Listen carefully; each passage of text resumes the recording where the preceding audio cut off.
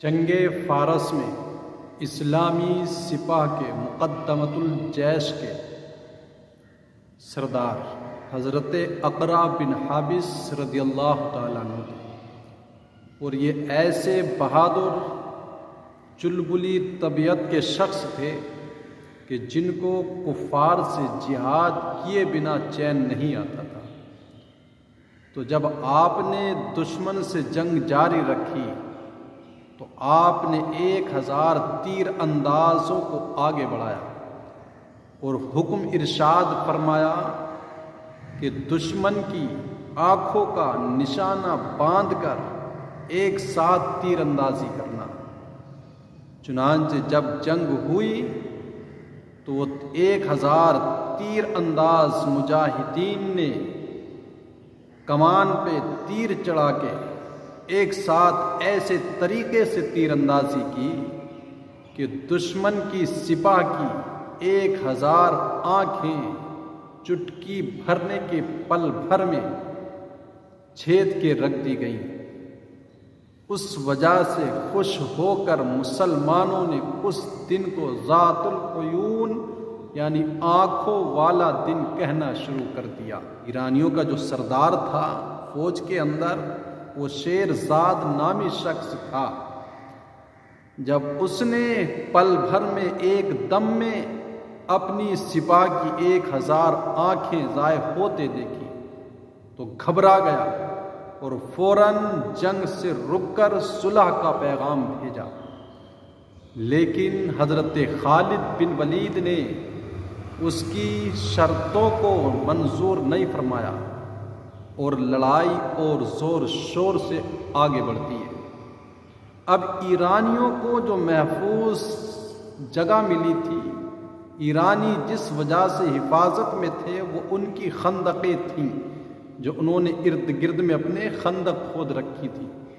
ان خندقوں کی وجہ سے مسلمانوں کا ان کے لشکر تک پہنچنا دشوار تھا، لیکن ان خندقوں کو پار کرنے کے لیے اب مسلمانوں نے ایک کارروائی شروع کی۔ وہ کارروائی یہ تھی کہ اپنی فوج کے اندر جو کمزور اور مریض بیمار اونٹ تھے، مسلمانوں نے ان سب کو ذبح کیا اور ذبح کر کے اونٹوں کی لاشوں کو اس خندق کے ایک حصے میں ڈال دیا۔ وہ ایک حصہ خندق کا پٹ گیا جس سے پل سا بن گیا، اور ان مرے ہوئے اونٹوں کی جو ذبح کیے گئے تھے ان کی لاشوں کے اوپر سے اتر کر ان کی صفوں میں جا گھسے مسلمان۔ اب ایرانیوں نے روکنا چاہا، مقابلہ کرنا چاہا،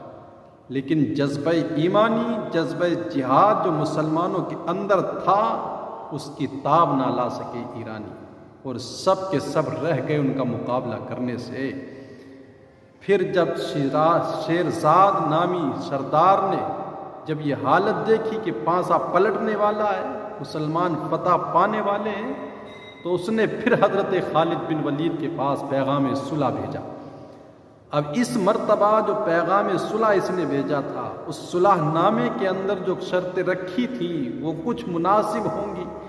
جس کی وجہ سے حضرت خالد بن ولید نے اس کے صلح نامے کو قبول فرمایا اور اس کی شرطوں کو منظور کیا۔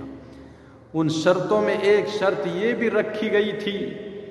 کہ دشمن کو جب وہ ناکامیاب ہو تو پکڑ کر بغیر ساز و سامان کے کسی ایسی جگہ تک چھوڑ دیا جائے گا، پہنچا دیا جائے گا جہاں سے وہ اپنی حدود میں جا سکے۔ تو مسلمانوں نے ایسا ہی کیا، شیرزاد کو ماں اس کے لشکر کے پکڑ کر حدود عجم تک پہنچا دیا، اور انبھاد نامی شہر صحابہ کے قبضے میں آ گیا، مسلمان فتح پا گئے، جس سے پتہ لگتا ہے کہ صحابہ کے اندر جذب جہاد کس قدر رچ بس گیا تھا، اور سینے کے اندر اسلام کی خاطر لڑنے کا کیا جذبہ اور تڑپ ان کے اندر ہوا کرتی تھی، اور فنون حرب و جنگ سے وہ کس قدر باکمال درجے کے واقف تھے اور اعلیٰ درجے کی مہارت رکھا کرتے تھے۔ اور یہ بھی معلوم ہوا کہ صحابہ کرام رضوان اللہ تعالی علیہم اجمعین کے سامنے اگر دشمن صلح کے لیے آمادہ ہو جاتا تھا تو مسلمان صلح بھی کر لیا کرتے تھے، خام خواہ لڑائی جاری نہیں رکھا کرتے۔